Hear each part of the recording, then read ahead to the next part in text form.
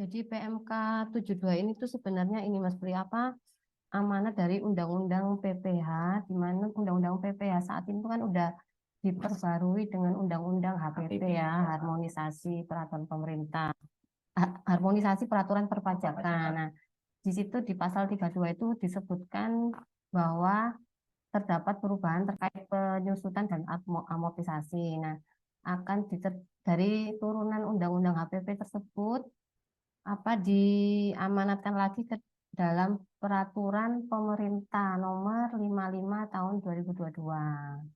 Nah, di situ disebutkan di pasal 21 dan pasal 22 terkait penyusutan harta berwujud dan amortisasi harta tidak berwujud ini akan dijelaskan lebih detailnya di PMK. Nah, PMK-nya ini baru muncul di Juli 2023, Mas Tri.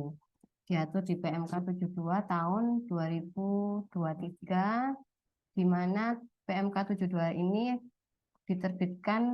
dikeluarkan tanggal 17 Juli 2023 dan baru berlaku saat diundangkan, yaitu tanggal 23 Juli 2023, seperti itu. Nah, dari sini di PMK ini tujuannya apa sih kita menerbitkan PMK yang terbaru terkait penyusutan ini? Karena memang latar belakangnya adalah untuk memberikan kepastian hukum, kemudian keadilan, dan kemudahan perhitungan penyusutan dan amortisasi dari sisi wajib pajak. Selain itu juga untuk memberikan menyederhanakan adanya aturan-aturan terkait amortisasi dan penyusutan. Karena di mana next Mas Mai, karena kita ketahui bahwa sebelum adanya PMK 72 ini amortisasi dan penyusutan ini diatur di 3 PMK, kemudian 3 Perdirjen dan 3 Perdirjen dan 1 Kepdirjen. Nah, dari sini akhirnya kan terlalu banyak aturan-aturan, terlalu terpecah-pecah sehingga diterbitkan satu buah PMK yang untuk menyederhanakan aturan terkait penyusutan. Setelah PMK 72 tahun 2023 ini diterbitkan, maka 3 PMK yang sebelumnya yaitu PMK 96 tahun 2009, kemudian PMK 248 tahun 2008 sama PMK 249 tahun 2008 itu otomatis dinyatakan dicabut, Mas Pri. Nah, di sini ada materi yang penyempurnaan serta ada muatan baru. Materi penyempurnaannya yaitu terdapat 3 macam item. Yang pertama, penambahan jenis usaha dan jenis harta yang semula itu tidak tercantum di lampiran PMK ya. Ini khususnya untuk industri di bidang rokok. Jadi ada penambahan jenis usaha di bidang tembakau, kemudian jenis hartanya itu yaitu mesin yang untuk memproduksi rokok. Nah, itu untuk yang materi penyempurnaan. Kemudian yang kedua, penambahan satu bidang usaha tertentu untuk keperluan penyusutan, yaitu bidang usaha ternak cepat panen yang bisa menghasilkan setelah dipelihara kurang dari 1 tahun. Nah, di sini juga diatur ya. Kemudian yang ketiga yaitu terkait penyesuaian pengaturan permohonan kepada KPP atau kepada Kanwil, di mana sebelumnya dilakukan secara manual. Nah, di aturan ini disempurnakan kalau permohonan tersebut bisa diajukan secara manual dan juga bisa dilakukan secara online. Akan tetapi saat ini masih dalam proses pengembangan seperti itu ya. Kemudian untuk yang muatan yang baru yaitu terkait pengaturan biaya perbaikan. Nah, ini sebelumnya kan belum pernah diatur nih kalau untuk biaya perbaikan itu apakah bisa disusutkan atau tidak. Nah, di aturan yang terbaru ini untuk biaya perbaikan akan tetapi dengan masa manfaat barang yang diperbaiki itu lebih dari 1 tahun. Nah, di situ bisa dilakukan kapitalisasi. Kapitalisasi ya nanti mungkin bisa dijelaskan ini ya, ini kita cuma ngasih tahu muatan barunya itu terkait apa. Intinya ada pengaturan terkait biaya perbaikan, di mana atas biaya perbaikan tersebut bisa dilakukan kapitalisasi ataupun bisa dilakukan pembiayaan secara langsung seperti itu. Kemudian yang kedua, perlakuan pengakuan nilai sisa buku atas harta yang mendapatkan penggantian asuransi. Nah, misalnya memiliki aset yang diasuransikan, kemudian ternyata aset tersebut akan diklaim. Nah, bagaimana pengakuan nilai bukunya itu nanti akan kami jelaskan juga. Kemudian yang ketiga, mekanisme permohonan penundaan pengakuan nilai sisa buku sebagai kerugian sehubungan dengan penggantian asuransi. Jadi di sini kadang ada kan mendapatkan klaimnya itu tidak pada saat terjadinya aset tersebut misalnya kebakaran, bisa aja klaim asuransinya itu baru cair di kemudian hari. Nah, itu ada nanti mekanisme penundaan pengakuan kerugian itu dengan cara pengajuan ke KPP seperti itu. Kemudian yang keempat yaitu, nah ini mungkin yang WP lumayan dari aturan yang terbaru ini memiliki banyak manfaat bagi WP, yaitu adanya mekanisme pemberitahuan kepada DJP bahwa wajib pajak itu ingin menggunakan masa manfaat sesuai dengan masa manfaat secara pembukuan, yaitu ini untuk golongan harta berwujud yang berupa bangunan yang masa manfaatnya itu lebih dari 20 tahun. Kan kalau di aturannya kan maksimal 20 tahun, tapi kalau untuk di aturan yang terbaru ini bisa diajukan supaya masa manfaat tersebut bisa lebih dari 20 tahun. Dengan syarat yaitu masa manfaat tersebut di tahun 2023 ini masih ada seperti itu. Next, Mas Pri. Mas Mai, mohon maaf. Kemudian ini ya, kerangka pengaturan, intinya di sini kita garis bawahi yang tulisan warna kuning itu. Di situ ada kerangka pengaturan yang di PMK ini yang terbaru, yaitu ada di poin 5 untuk penyusutan, yaitu penyusutan atas biaya perbaikan harta berwujud, di mana di PMK yang lama belum diatur. Kemudian keenam, pengakuan kerugian asuransi dan penundaan pengakuan kerugian. Kemudian terkait kalau amortisasi, di situ disebutkan juga, ini sih nggak terlalu banyak perubahan ya kalau di amortisasi. Kemudian terkait tata caranya diatur terkait tata cara permohonan penundaan pengakuan kerugian asuransi sama permohonan masa manfaat bidang usaha tertentu, sama pemberitahuan masa manfaat lebih dari 20 tahun. Jadi kalau nomor 4 itu permohonan masa manfaat bidang usaha tertentu.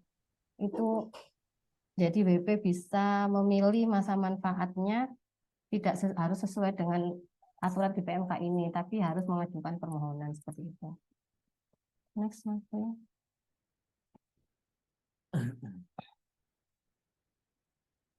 Nah, kemudian kita bahas, mungkin kita review ulang ya terkait penyusutan. Nah, namanya penyusutan itu pasti untuk harta yang berwujud. Kalau yang nggak berwujud ya istilahnya amortisasi. Tapi intinya sama-sama penyusutan gitu ya. Nah, di sini kita perlu garis bawahi bahwa penyusutan ini itu atas pengeluaran. Jadi pengeluaran untuk pembelian, pendirian, penambahan, perbaikan atau perubahan harta berwujud yang dimiliki dan digunakan untuk mendapatkan, menagih dan memelihara penghasilan, di mana atas barang tersebut harus mempunyai masa manfaat lebih dari 1 tahun. Jadi kalau kurang dari 1 tahun tidak masuk ya di dalam, maksudnya tidak bisa disusutkan seperti itu. Cukup dibiayakan aja sih langsung di tahun yang bersangkutan itu. Nah, ini aturannya sih masih lama ya, kalau yang ini sama kayak yang PMK sebelumnya. Jadi intinya ada untuk kelompok harta berwujud ini dibagi menjadi 2, bukan bangunan sama bangunan. Di mana untuk yang bukan bangunan ada kelompok 1, di mana masa manfaatnya 4 tahun, kelompok 2 8 tahun, kelompok 3 16 tahun, kelompok 4 20 tahun. Untuk tarif penyusutannya ada 2 metode. Untuk bukan bangunan ini garis lurus, ada yang saldo menurun. Sedangkan untuk yang bangunan semuanya menggunakan garis lurus. Bangunan ini dibagi menjadi 2, yaitu permanen dan tidak permanen. Nah, jenis-jenis harta ini yang terkait penyusutan ini ada semuanya di dalam lampiran PMK 9 PMK 72 ini. Jadi di situ udah ada jelas rincian jenis hartanya apa, misalnya sepeda, mobil itu masuk kelompok berapa, sehingga masa manfaatnya berapa gitu ya, itu ada semua. Nah, apabila wajib pajak itu ternyata memiliki aset akan tetapi tidak ada di lampiran PMK 72 ini bagaimana? Nah, atas harta tersebut maka secara aturan dimasukkan ke dalam kelompok 3, yaitu masa manfaatnya 16 tahun seperti itu. Akan tetapi misalnya nih wajib pajak merasa saya pengennya nggak kelompok 3, nah saya pengennya kelompok 1, kelompok 2 atau kelompok 4, monggo nanti wajib pajak bisa mengajukan permohonan perubahan masa manfaat ke Kanwil gitu. Next, Mas. Nah, ini yang paling mungkin krusial juga ya, saat mulai penyusutan. Nah, saat mulai penyusutan itu kapan? Di sini yang defaultnya itu untuk penyusutan ini dilakukan pada saat dilakukannya pengeluaran. Jadi pada saat misalnya kita beli mesin, kita bayar, ya udah saat itulah sudah bisa disusutkan seperti itu. Kecuali yang dikecualikan ada 3 item, yaitu yang pertama, misalnya kita masih beli kapal, tapi kapalnya itu masih dirakit, masih proses, nah belum selesai pengerjaannya, sehingga saat mulai penyusutan itu tidak diakui sejak pengeluaran, akan tetapi diakuinya sejak selesai dikerjakan. Jadi istilahnya kapalnya udah ready dipakai, baru itu dianggap saat penyusutannya bisa dimulai seperti itu. Kemudian pengecualian lagi yang kedua yaitu misalnya untuk wajib pajak ini sudah membeli mesin, sudah beli mesin, sudah dibayar, cuman mesin tersebut itu masih ditaruh di gudang, belum dipakai, belum digunakan untuk proses produksi, jadi belum digunakan untuk 3M ya, mendapatkan, menagih, dan memelihara penghasilan, atau belum menghasilkan karena memang masih disimpan, belum dipakai. Misalnya baru belinya itu Januari 2023, tapi disimpan baru dipakainya Januari 2024. Nah, maka saat mulai dilakukannya penyusutan ya, saat dipakai untuk menghasilkan, yaitu pada Januari 2024. Nah, di sini mulai menghasilkannya ini, maksudnya menghasilkan bagaimana? Jadi mesin itu dianggap sudah berproduksi, menghasilkan, memproduksi suatu barang itu sudah dianggap sebagai mulai menghasilkan. Meskipun dari hasil produksi tersebut, wajib pajak atau perusahaan tersebut belum mendapatkan penghasilan dari proses produksi tersebut, tetap ngitungnya dari saat mesin itu berproduksi, seperti itu ya. Jadi bukan dari perusahaan tersebut memperoleh penghasilan atas produksi barang tersebut. Kemudian yang ketiga terkait bidang usaha tertentu. Nah, bidang usaha tertentu ini kapan mulainya? Ini beda sama yang pertama tadi. Kalau bidang usaha tertentu itu mulainya saat produksi komersil, jadi saat dilakukannya penjualan. Seperti itu, ini kan contohnya seperti perkebunan, kehutanan, dan peternakan. Kalau memang sudah dijual dan sudah menghasilkan, nah itu saat itulah saat mulai penyusutan. Atau tahun dilakukannya pengeluaran untuk ternak yang sudah menghasilkan setelah dipelihara kurang dari 1 tahun. Jadi kalau kurang dari 1 tahun tapi sudah menghasilkan, itu bisa dianggap sebagai pengeluaran juga ya Mas Tri ya. Iya. Kemudian next. Nah, ini pemberitahuan masa manfaat lebih dari 20 tahun. Pemberian masa manfaat. Nah, ini tuh khusus untuk untuk bangunan permanen. Jadi untuk bangunan ini kan dibagi menjadi 2, Bapak Ibu, bangunan permanen dan bangunan tidak permanen. Nah, untuk bangunan permanen ini masa manfaatnya 20 tahun atau lebih dari 20 tahun. Sedangkan bangunan tidak permanen, masa manfaatnya itu dibatasi hanya 10 tahun. Nah, terkait penyusutannya, keduanya menggunakan metode garis lurus, tidak bisa saldo menurun seperti itu. Ya. Nah, di sini apa untuk wajib pajak yang telah melakukan penyusutan atas bangunan permanen, di mana bangunan permanen tersebut dimiliki sebelum tahun 2022 dan disusutkan dengan masa manfaat 20 tahun, wajib pajak dapat memilih penyusutan sesuai dengan masa manfaat yang sebenarnya. Misalnya kayak gini nih Bapak Ibu, kan contohnya saat ini tuh kan banyak nih perusahaan-perusahaan besar yang mungkin konstruksi bangunannya itu memang bagus, dibuat kuat, bagus supaya memang masa manfaatnya lebih panjang. Jadi kalau diukur berdasarkan wajib pajak, kemungkinan bangunan tersebut bisa 30 tahun atau lebih, bahkan sampai 35 tahun seperti itu. Nah, dari sini wajib pajak bisa mengajukan permohonan. Ini cukup pemberitahuan kalau yang ini, mohon maaf.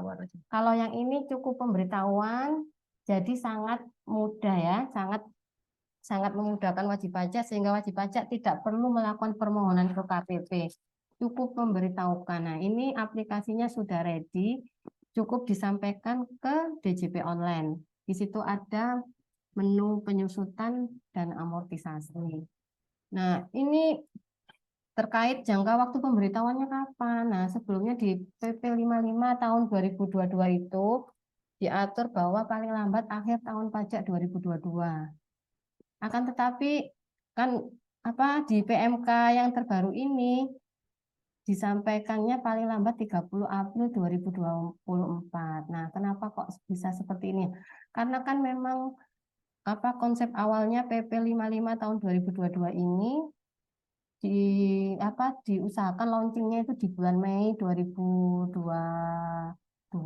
Akan tetapi karena suatu hal akhirnya baru launching di tanggal 23 Desember 2022, sehingga kemungkinan wajib pajak untuk memberitahukan ke KPP akhir tahun 2022 itu kan sangat minim sekali ya. Kalau misalnya memang benar-benar launchingnya di Mei 2022, maka wajib pajak memang ada waktu dari Juni sampai Desember itu bisa menyampaikan pemberitahuan masa manfaat lebih dari 20 tahun. Akan tetapi karena PP 55-nya sendiri terbitnya itu agak mepet di akhir tahun, maka di PMK ini diatur lagi bahwa penyampaiannya itu bisa dilakukan paling lambat 30 April 2024. Seperti itu. Next. Nah, contoh ini penghitungan peralihan penyusutan yang lebih dari 20 tahun. Misalnya, sebentar.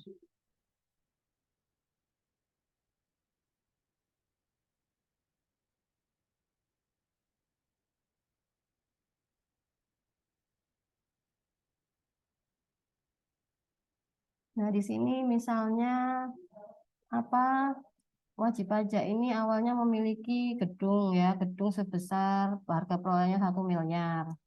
Kemudian kemudian 1 miliar. Nah, masa manfaat awalnya itu kan 20 tahun nih. Kemudian 20 tahun secara tarif kalau 100% dibagi 20 tahun kan ketemunya tiap tahunnya 5%. Jadi di tahun 2017 wajib pajak ini melakukan penyusutan sebesar 5% dari 1 miliar kan 50 miliar ya. Itu 1 triliun ya. Oh, 1 miliar ya. Ya, 50 juta. Nah, 2017, 18, 19, 20, 21, 5 tahun telah disusutkan, sisa bukunya 750 juta. Nah, kemudian karena ada aturan PMK 72 yang terbaru ini, WP menyampaikan pemberitahuan ke DJP bahwa dia merasa bahwa seharusnya bisa menggunakan masa manfaat sebanyak 30 tahun. Sehingga tarif yang tahun 2022 itu dihitung ulang, yaitu dari mana?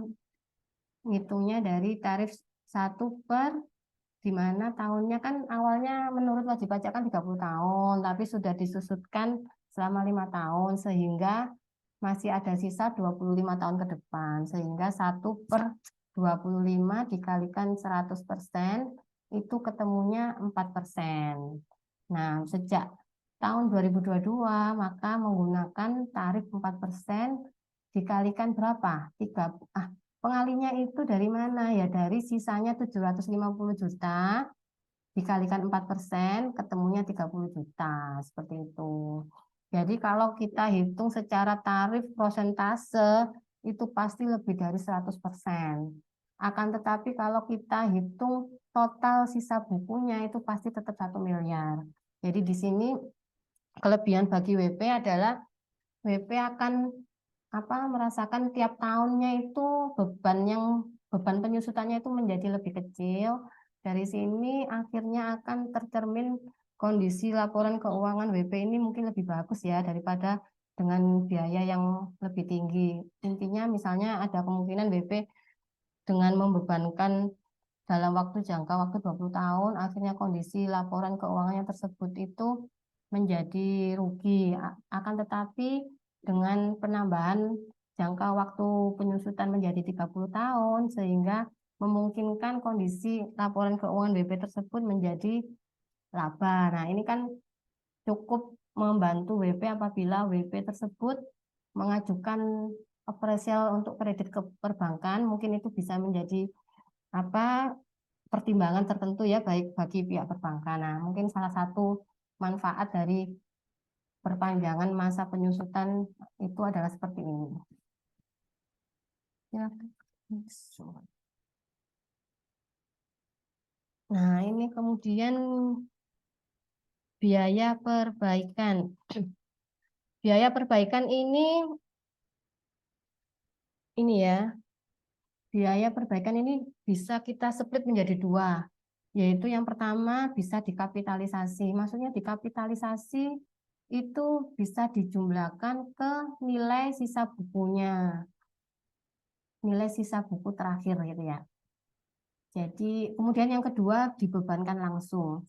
Nah, untuk yang dibebankan langsung ini adalah untuk biaya perbaikan aset yang memiliki masa manfaat kurang dari 1 tahun, gitu aja sih.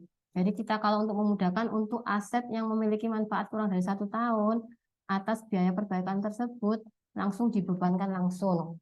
Maksudnya dibebankan langsung itu dimasukkan sebagai biaya di laporan laba rugi gitu ya. Sedangkan maksud yang dikapitalisasi itu kan misalnya seperti ini. Dikapitalisasi ini ada 2 macam juga, perbaikan yang tidak menambah masa manfaat, kemudian perbaikan yang menambah masa manfaat.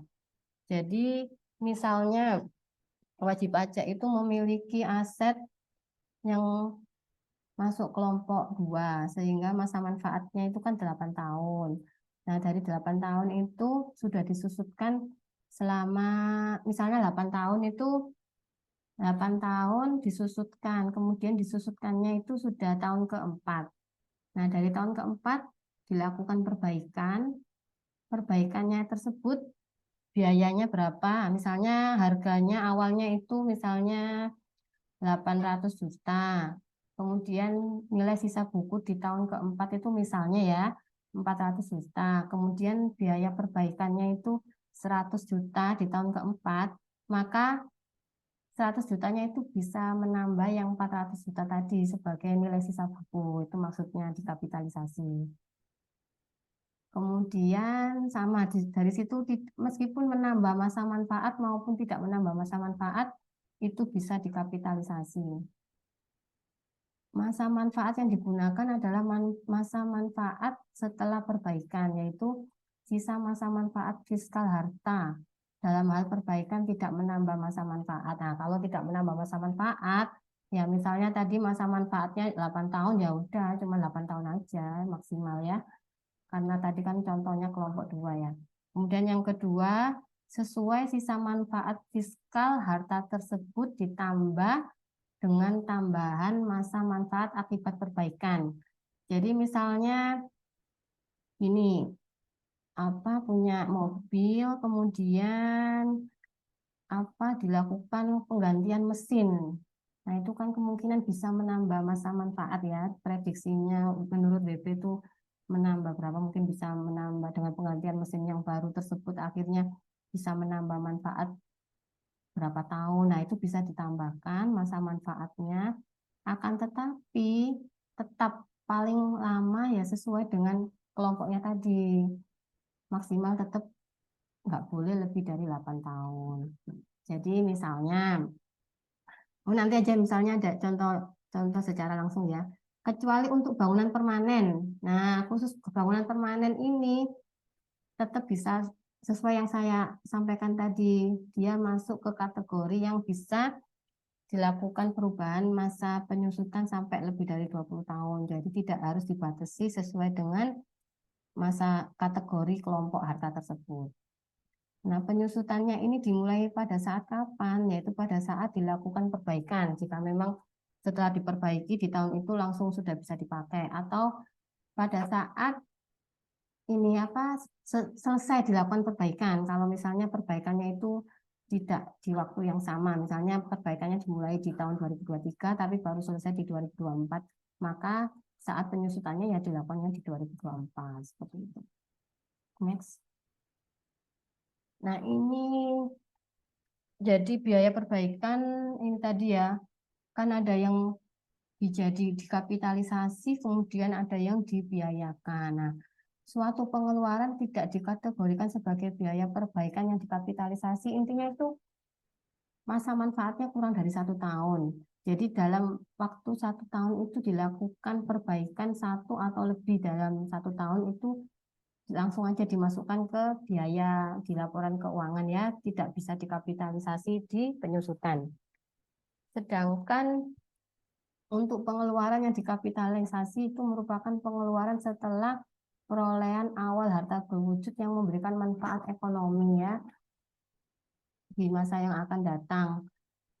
Nah, di sini untuk intinya yang lebih dari 1 tahun masa manfaatnya ya. Masa manfaatnya lebih dari 1 tahun. Jadi misalnya kayak perlu dilakukan servis setiap 2 tahun sekali atau setiap 3 tahun sekali, setiap 4 tahun sekali. Nah, biaya servis tersebut bisa dimasukkan ke kapitalisasi gitu ya. Next. Nah, ini contohnya ya, contohnya biaya perbaikan di mana ini tuh, kan ada biaya perbaikan yang mempunyai masa manfaat lebih dari 1 tahun dan memberikan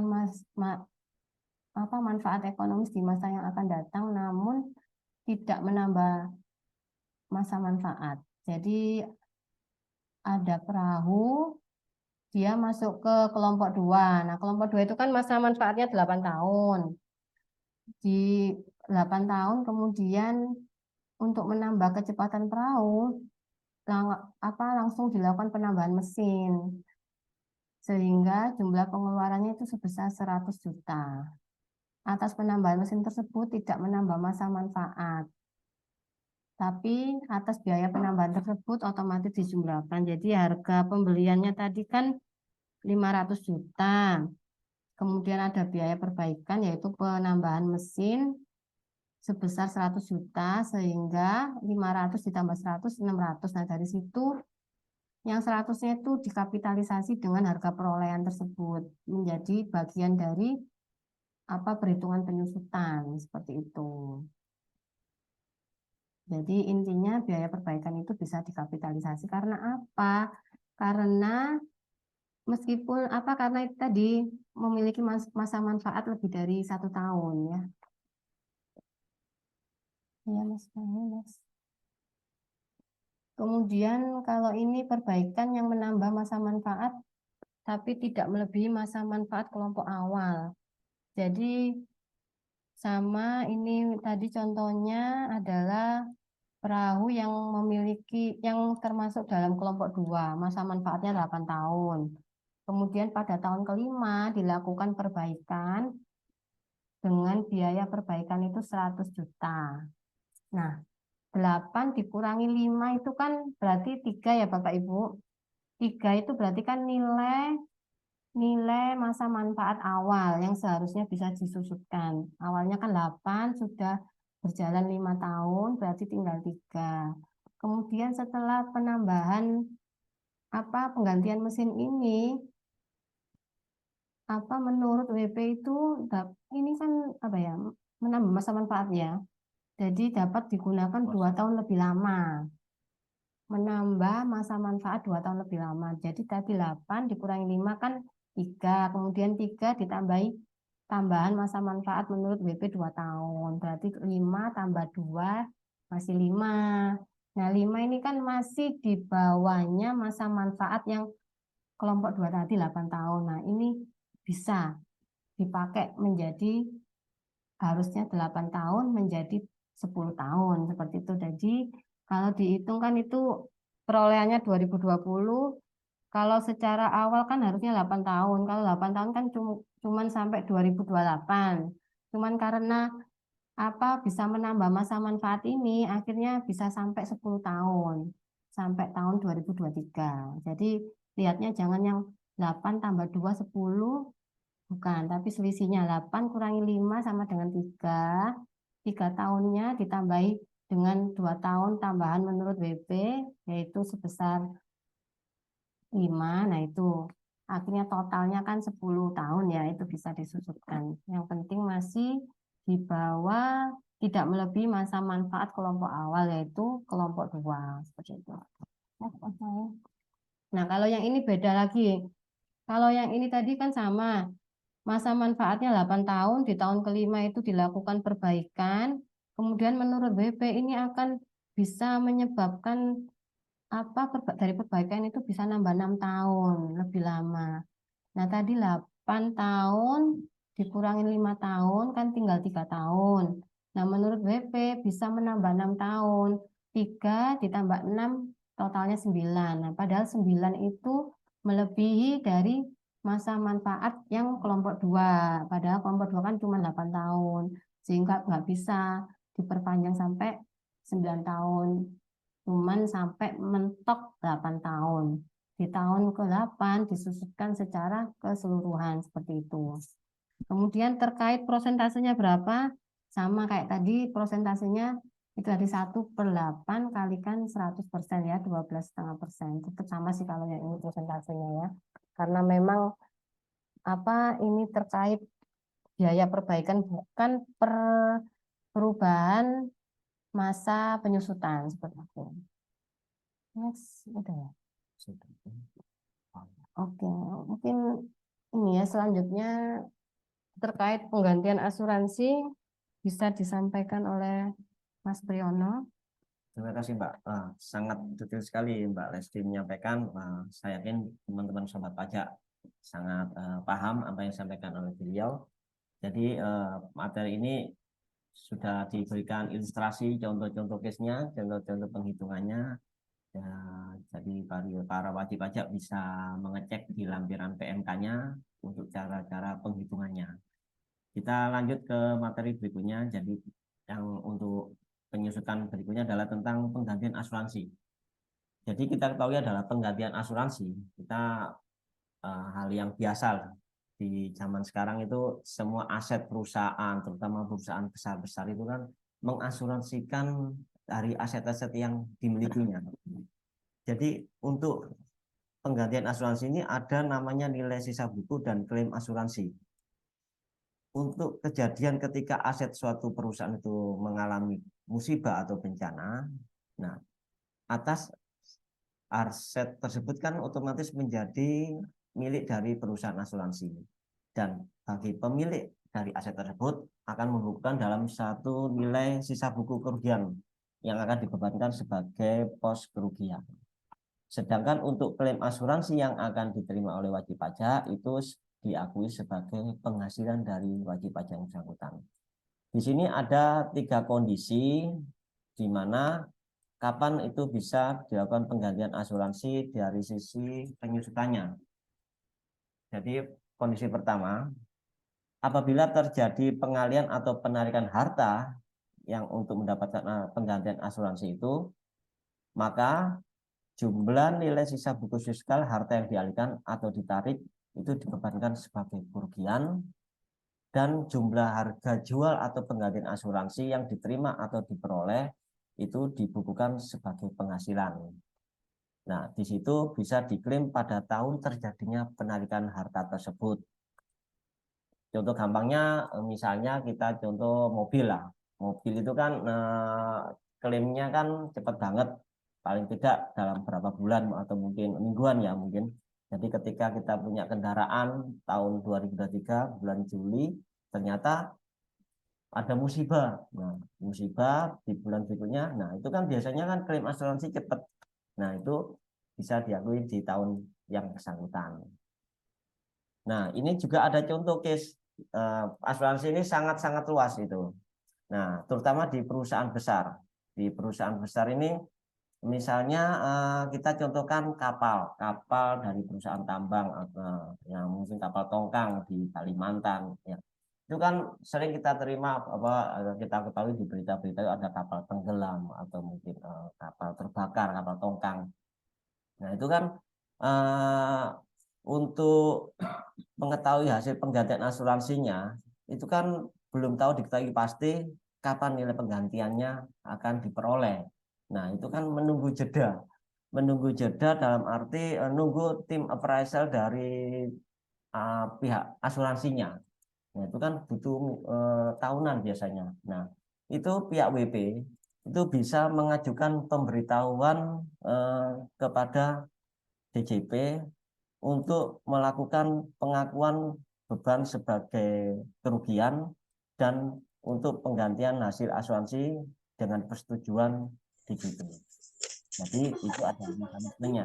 Misalnya DJP mengalami kendala mengalami musibah kebakaran kapal.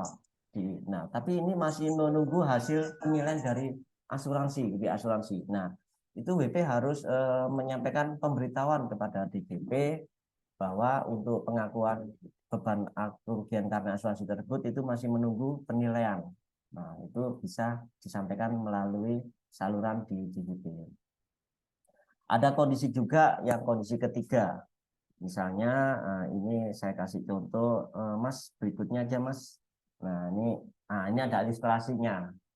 Ilustrasi yang ketiga. Jadi misalnya ini gedung PTC dengan sisa buku fiskal sebesar 10 miliar terbakar pada tanggal 9 September 2023. Nah, setelah mengajukan klaim asuransi, gedung tersebut ternyata diperlukan investigasi dari pihak asuransinya. Nah, pada tanggal 1 Juni 2024, klaim asuransi disetujui dan dibayarkan sebesar 7 miliar. Nah, PTC mengakui persetujuan dengan penolakan penundaan pembebanan kerugian atas gedung yang terbakar tersebut pada tahun pajak penggantian asuransi. Setelah mendapatkan persetujuan di tahun 2004, PTC melakukan pembukuan dengan nilai sisa bukunya adalah 10 miliar sebagai kerugian dan penggantian asuransi 7 miliar sebagai penghasilan. Ini ketika WP sudah menerima persetujuan. Namun Bapak Ibu, kita sampaikan juga, kita tidak menutup kemungkinan pernah mengalami informasi kejadian dalam arti gini. Misalnya suatu perusahaan di Papua misalnya, di Papua misalnya mengalami musibah mesin itu mengalami kebakaran. Nah, atas mesin yang diasuransikan tersebut, itu pihak asuransi kan otomatis sudah memiliki hak atas barang tersebut.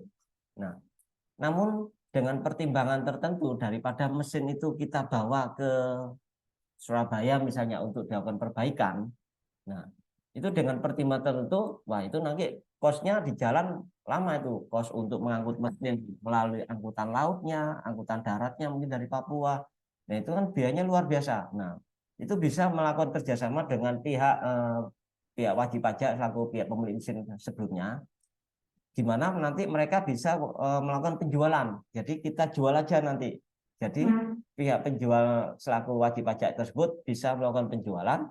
nanti setelah proses penilaian oleh dari pihak asuransi yang akan memberikan penggantian, itu akan memperhitungkan Bapak Ibu, memperhitungkan misalnya klaim asuransinya awalnya dapat 100 juta, tapi nilai mesin yang dijual sebelumnya sudah laku 20 juta. Nah, klaim asuransinya adalah penghasilannya yang bisa diklaim adalah selisihnya itu Bapak Ibu.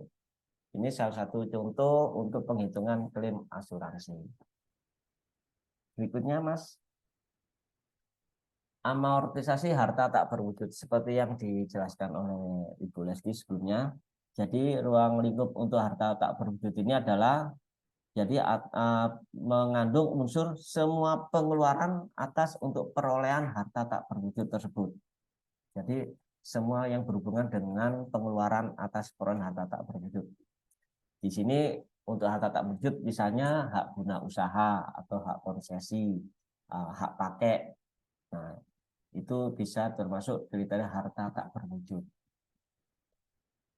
Ruang lingkup berikutnya adalah mempunyai masa manfaat lebih dari 1 tahun dan dipergunakan untuk 3M. Jadi syarat harta itu bisa diklaim sebagai kehidupan penyusutan, yaitu harus ada hubungan 3M dan masa manfaatnya lebih dari 1 tahun. Untuk ketentuan teknis pembebanan biayanya sama dengan harta berwujud, yaitu ada 4 kelompok, Bapak Ibu sudah paham. Jadi ada masa manfaat 4 tahun, kelompok 1, kelompok 2, 8 tahun, kelompok 3, 16 tahun, dan kelompok 4, 20 tahun. Di sini tidak ada perubahan Bapak Ibu. Jadi, tapi nanti kami akan sampaikan bahwa memang ini tidak menutup kemungkinan. Nah, di lapangan itu ada hak konsesi atau hak pengelolaan, misalnya hak pengelolaan hutan atau mungkin hak pengelolaan jalan tol, Mbak ya. Jalan tol itu ya, pengelolaan jalan tol. Nah, itu masa konsesinya ternyata lama Bapak Ibu, bisa lebih dari 20 tahun. Nah, kami kasih contoh, kita ada WP kita itu bergerak di bidang pengelolaan jalan tol Waru Juanda. Nah, itu infonya itu sesuai dengan hasil informasi dari wajib pajak. Konsesi mereka itu Waru Juanda itu lebih dari, kalau nggak salah, 35 tahun. Nah, itu luar biasa lama gitu. Jadi mungkin aturan ini yang untuk 20 tahun ini bisa disesuaikan dengan kondisi sebenarnya supaya nanti ke depannya gap antara koreksi fiskal dan koreksi komersilnya itu bisa lebih lebih kecil gitu. Next, Mas. Nah, ini ada amortisasi ada 2, dibedakan jadi aset tak berwujud dan bidang usaha tertentu. Nah, ini yang baru, ini bidang usaha tertentu juga ada penambahan nanti. Untuk aset tak berwujud, ini contohnya adalah hak atas intelektual atau hak paten atau aplikasi.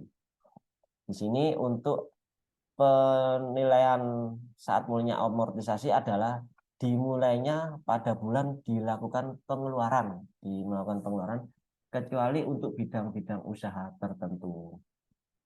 Untuk kelompok masa manfaat aset tak berwujud sama, yaitu kelompok 1 4 tahun, kelompok 2 8 tahun, kelompok 3 16 tahun, dan kelompok 4 20 tahun. Sedangkan untuk amortisasi harta tak berwujud dengan masa manfaat lebih dari 20 tahun itu dilakukan dengan kelompok 4 dan bisa sesuai dengan kondisi sebenarnya, sesuai dengan pembukuan dari wajib pajak.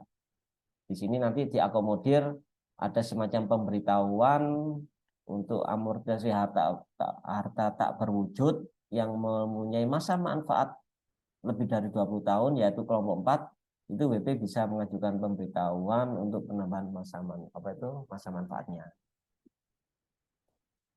Untuk perangkat lunak di sini ada 2 kriteria di PMK 72, yaitu perangkat lunak aplikasi umum dan aplikasi khusus. Aplikasi umum ini sifatnya yang masa manfaatnya kurang dari 1 tahun, itu tidak perlu diamortisasi. Misalnya kita memanfaatkan aplikasi MS Office atau antivirus berbayar. Nah, itu kan aplikasi umum yang biasa kita pakai.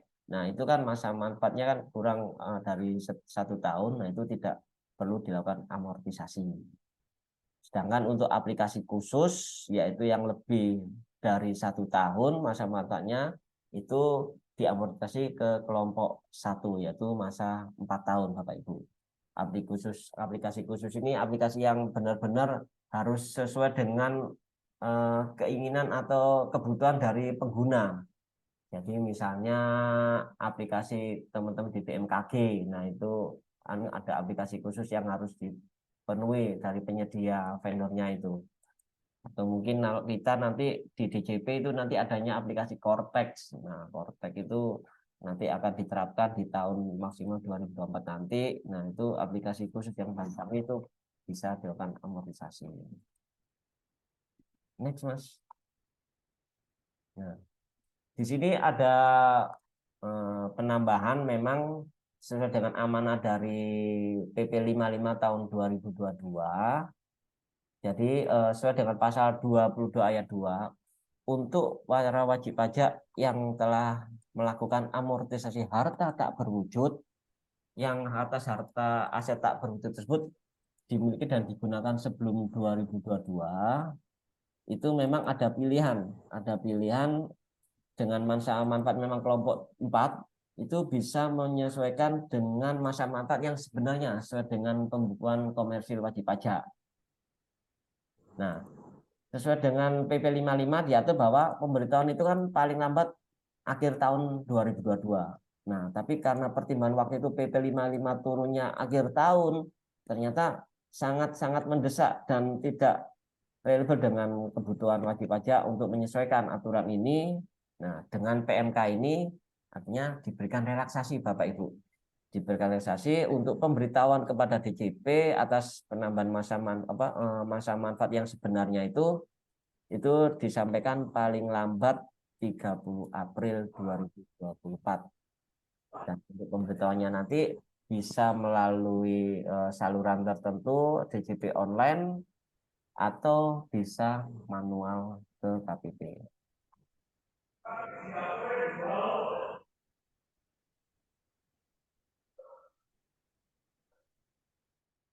Sebentar Bapak Ibu.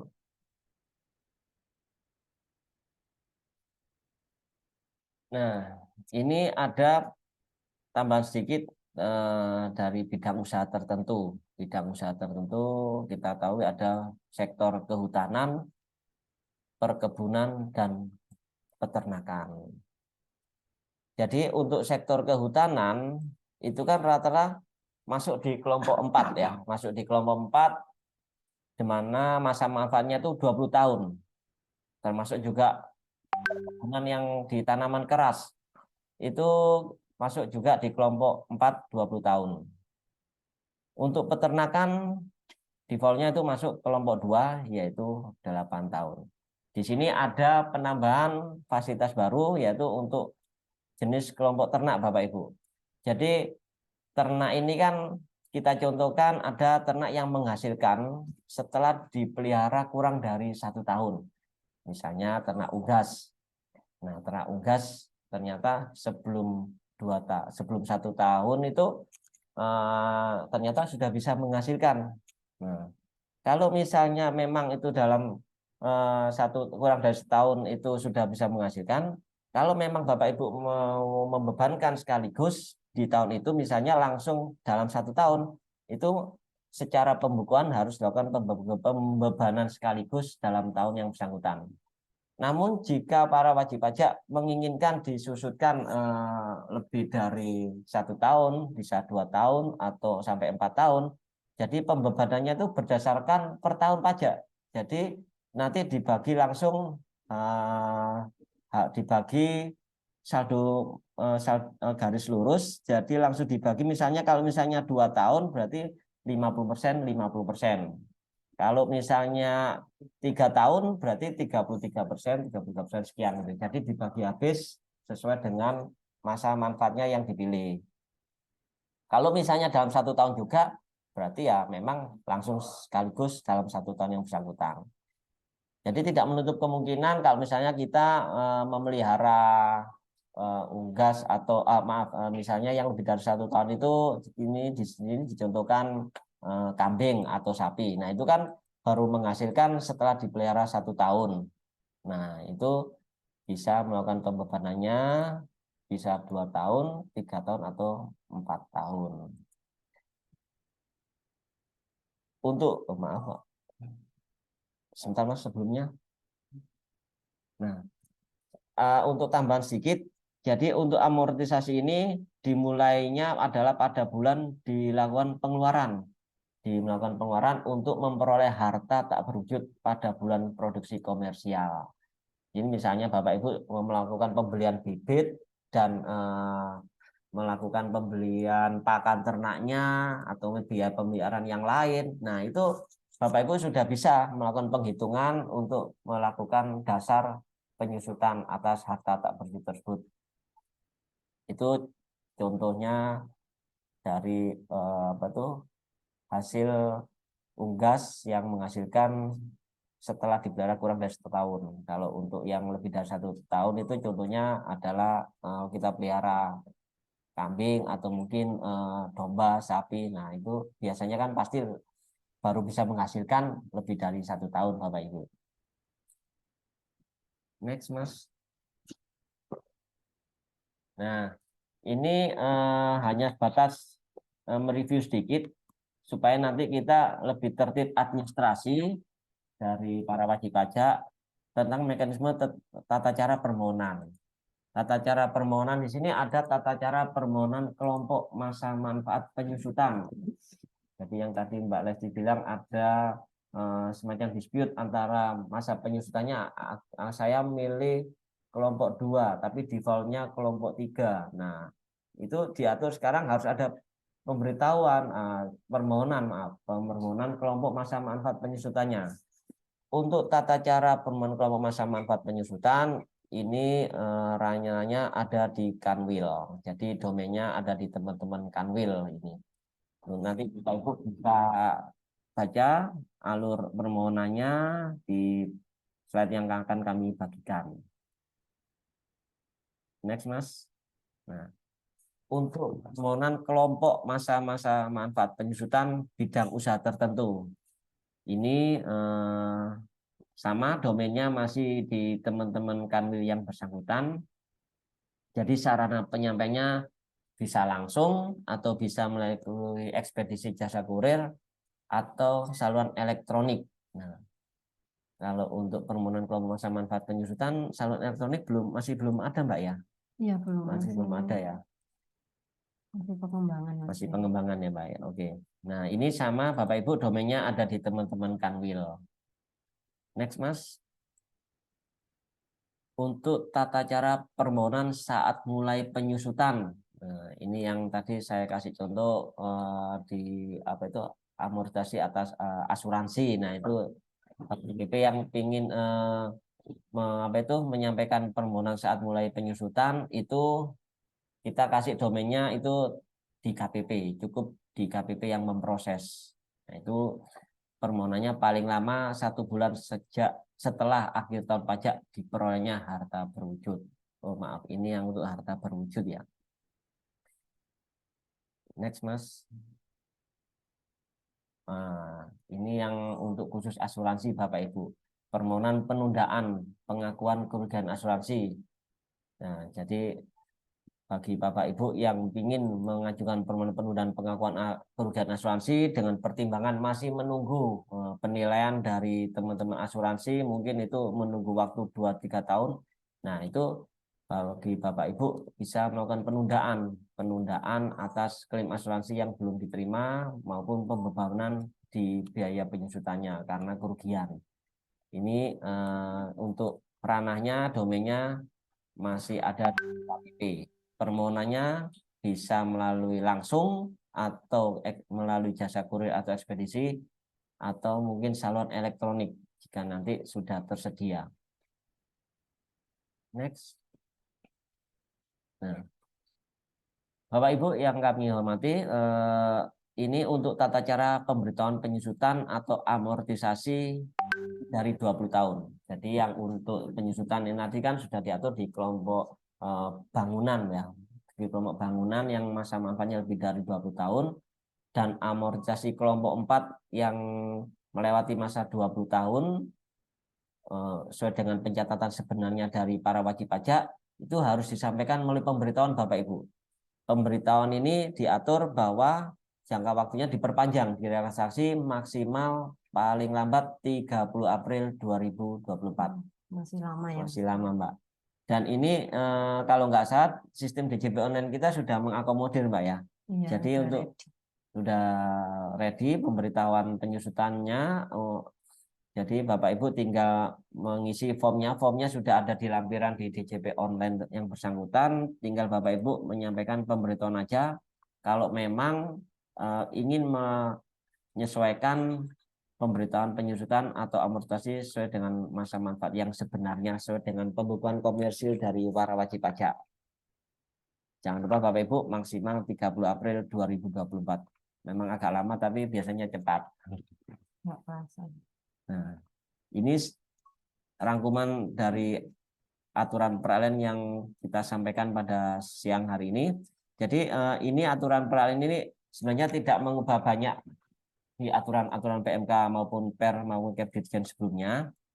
Namun di situ memang ada sedikit penambahan. Salah satu contoh, jadi terutama di bidang usaha industri rokok cukai, di mana di situ masih ditemukan kadang ada semacam dispute masalah pengelompokan masa manfaat, di mana teman-teman di gabungan pengusaha rokok cukai itu mengakui bahwa itu harusnya kan masuk kelompok 2. Namun jika tidak ada di lampiran itu kan defaultnya kan masuk kelompok 3 Bapak Ibu.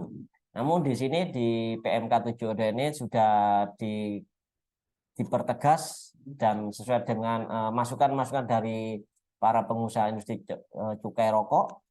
Jadi sesuai dengan lampirannya, sesuai dengan jenis mesin-mesin ataupun aset mereka untuk aset di bidang usaha industri rokok ini kita akui di kelompok 2 gitu. Next, Mas. Nah, jadi sejak berlakunya PMK 72 ini secara otomatis akan mencabut beberapa PMK yang sebelumnya sudah berlaku. Otomatis aturan PMK 248, PMK 249 dan PMK 96 otomatis dicabut dan dinyatakan tidak berlaku sejak aturan PMK 72 ini berlaku mulai 17 Juli 2023 kemarin Bapak Ibu. Namun sesuai dengan aturan di Kemenkumham, tadi kan ada beberapa Per dan Kepdirjen yang mengatur tentang software atau mungkin jenis barang jenis usaha jenis barang kegiatan tertentu Mbak ya tadi. Ya. Nah itu kan belum dicabut. Nah kalau secara hierarkinya peraturan pencabutannya itu tidak bisa untuk Perdirjen atau mungkin Kepdirjen dicabut dengan PMK Bapak Ibu. Jadi harus dicabut melalui Perdirjen atau mungkin yang selevel dengan aturan tersebut. Jadi pihak DJP akan segera mencabut beberapa Kep maupun Perdirjen yang tadi sudah kita sampaikan di awal supaya nanti kedepannya tidak terjadi ambigu dan tidak terjadi dispute antara para wajib pajak dengan Fiskus. Gitu. Next, Mas. Nah, jadi kesimpulan di sini, Mbak, para wajib pajak, sebenarnya ini tujuannya PMK 72 ini kan ke depan supaya bisa mengakomodir kebutuhan keuntungan dari para wajib pajak. Jadi ketika WP mengajukan pemberitahuan masa manfaat yang sebenarnya itu lebih lama, diharapkan nanti kan pihak WP kan biaya penyusutannya kan bisa lebih kecil dan lebih panjang dan bisa merasakan dampaknya secara nggak langsung secara sakleknya kalau perusahaan rugi misalnya, perusahaan rugi tapi karena ada relaksasi masa manfaat sebenarnya itu bisa lebih lama, otomatis kan biaya penyusutannya lebih kecil. Maka dari sisi Fiskus karena SPTWP yang sebelumnya rugi menjadi untung karena ada pengurangan biaya penyusutan, maka dari sisi DJP otomatis ada penambahan income dari pendapatan pajak. Gitu. Yang kedua, PMK 72 ini tujuannya adalah untuk mengurangi gap antara penghitungan secara komersil dan penghitungan fiskal. Jadi antara koreksi fiskal negatif maupun positif antara penghitungan komersil maupun fiskal WP itu bisa lebih kecil gapnya. Semoga nanti dengan PMK 72 ini bisa menggambarkan sebenarnya yang ada di lapangan. Itu kesimpulan sedikit dari PMK 72 ini. Oke, Mbak.